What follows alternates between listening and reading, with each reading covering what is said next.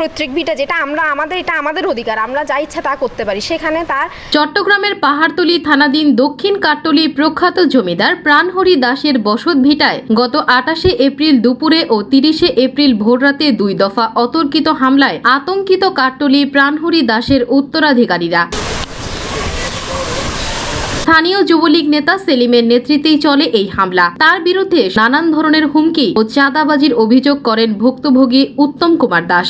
বিষয়টা হঠাৎ আমার সাথে তোর সাথে কথা হয়েছে যে তুই আমাকে জায়গা দিবি, টাকা নিচ্ছ, সেই ধরনের নানান ধরনের হুমকি দামকি এবং টাকা আছে। তোর তো যদি কোনো ডকুমেন্ট থাকে ডকুমেন্ট তুই নিয়ে আই, কোনো ডকুমেন্টও নাই, কিচ্ছু নাই, সে কোনো কিছু করে না, কত আমাকে জায়গা দিতে হবে, এখানে মাপতে পারবি না।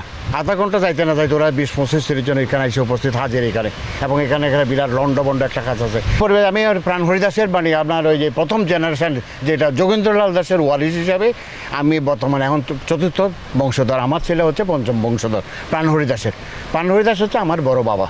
সেলিমের নেতৃত্বে সম্পত্তি দখল করার জন্য কতিপয় সন্ত্রাসী লোক আছে আমাদের উপর হামলা করেছে এবং এই সম্পদগুলো দখল করার জন্য আপনার চেষ্টা করতেছে। সেলিম এলাকায় একজন চিহ্নিত ভূমিদস্যু, জায়গা দখল ও নির্যাতন করাই তার কাজ। এই জেঠতো ভাইকে নিয়ে আমাদের এই যে সীমানা, এই সীমানাটা নির্ধারণ করা আছে।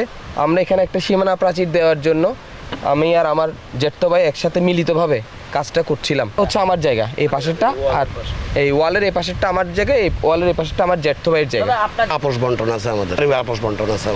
যে এই জায়গাটা ওকে দিতে হবে, ওকে দিতে বাধ্য, আমরা ওকে দিতে হবে। এবং এই জায়গার ও আমাদের থেকে একটা মোটা অঙ্কের চাঁদা দাবি করছে। ও বলতে চাচ্ছে যে এই জায়গাগুলো তোমরা বিক্রি করতে পারবে না। আমরা মাপযোগ করছি যখন, ও মনে করেছে আমরা জায়গা বিক্রি করব, এজন্য এসে আমাদের উপর হামলা করেছে। ও হচ্ছে মোহাম্মদ সেলিম মিয়া। ঘটনার সময় হামলায় আতঙ্কিত হয়ে ঘরের নারী সদস্য ও প্রতিবেশীরা তারা জানান, আমার স্বামী এবং আমার ছেলেপিলে ও আমার ভাসুরের ছেলেদের সাথে আমার শ্বশুরের মানে আমার স্বামীর পৈতৃক ভিটার পারিবারিক একটা পরিমাপ হচ্ছিল বা আমাদের বাড়ির সংস্কার করতে চেয়েছিল। এমন সময় আমাদের পার্শ্ববর্তী সেলিম মিয়া তার কতগুলো সন্ত্রাসী বাহিনী গুন্ডা জাতীয় ছেলেপিলে নিয়ে আমার স্বামীর উপর এবং আমার ছেলের উপর হামলা করে, তাদেরকে ধাক্কা দিয়ে ফেলে দেয়।